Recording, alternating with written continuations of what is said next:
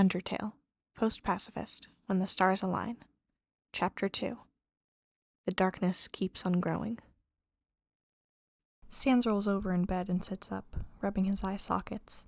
Sunlight is coming through the window. It's warm, and a welcome change from the cloudy and cold Snowden mornings. Sans pulls himself out of bed and puts on his slippers. His head spun. He felt odd. He almost always felt like crap, but today was different. There was something he should remember, but he couldn't. It had been a week since Frisk got sent to the orphanage.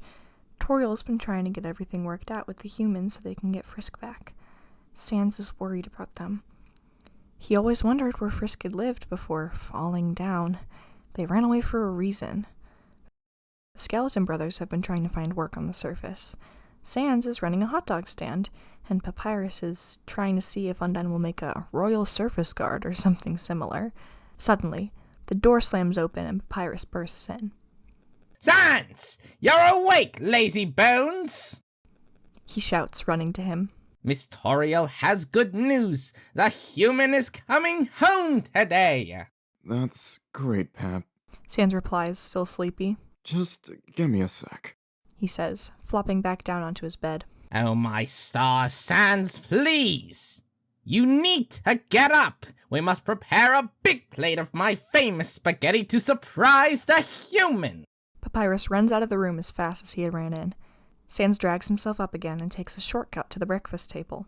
He casually blips into a chair and starts eating some spaghetti that Papyrus had left out. Honestly, Sans, how lazy can you get? Papyrus fumed. I'm not lazy. I'm efficient. Sans retorts, taking another bite of spaghetti. Besides, it would have taken me another hour to get out of bed if I hadn't used a shortcut. Papyrus shakes his head and goes back to cooking. Sans was excited to see the kid, but something seemed off about them. He always knew that there was more to Frisk than meets the eye. There it was again, that odd feeling, like something about the whole world was off.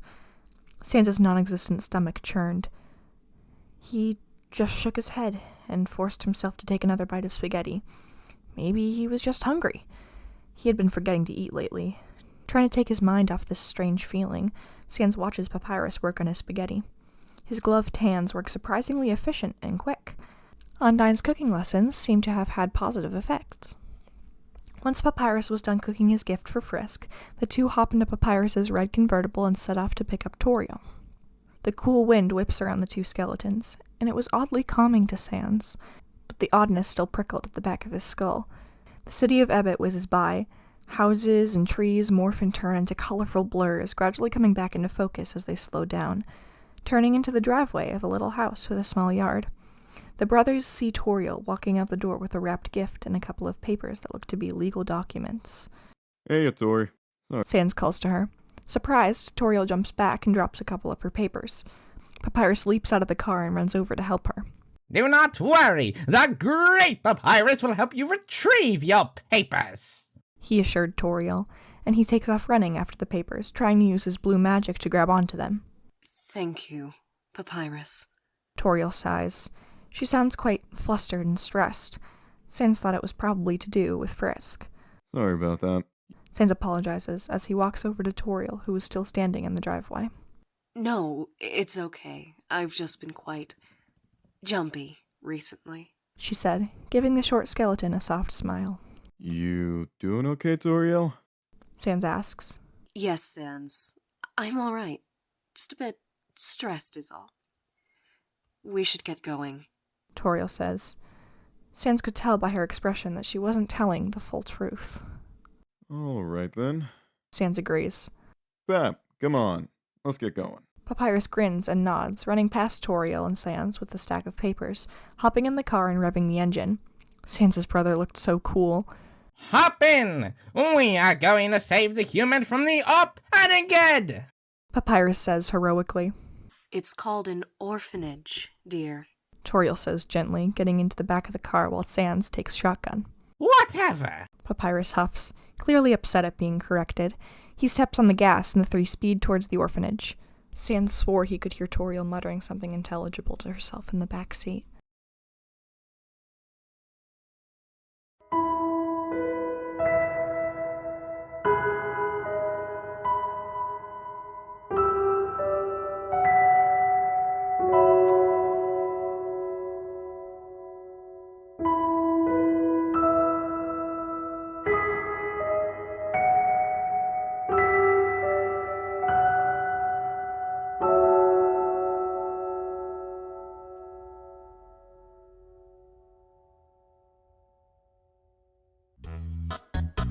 Sans swore he could hear Toriel muttering something ineligible. Illegible. How do I pronounce that word? Sans swore he could hear Toriel muttering something intelligible to her. Sans...